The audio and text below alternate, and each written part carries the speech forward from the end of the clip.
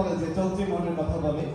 তো আজকে আমরা বিদায় নিচ্ছি, তবে এই বিদায়টা প্রাতিষ্ঠানিক বিদায়। চলে যাচ্ছি, তবে ফিরে আসবো। আমরা আমাদের ডিপার্টমেন্টকে অস্তিত্বে লালন করি, ধারণ করি এবং এই অস্তিত্বের ধারাবাহিকতা রক্ষা করে যখন কেউ প্রশ্ন করে আমি তো এসেছি বাংলায়, আমি বাংলায় কথা বলি, আমি বাংলার আলপথ ধরে হাজারো বছর চলি, চলি পরিমাণে চলার চিহ্ন পায়ে ফেলে 1300 নদী সুধায় আমাকে কোথা থেকে তুমি এলে।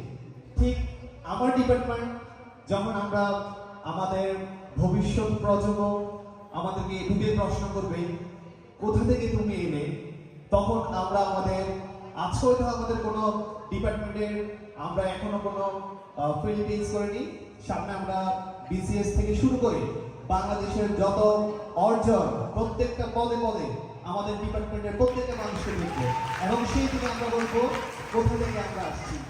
আমরা বাংলাদেশকে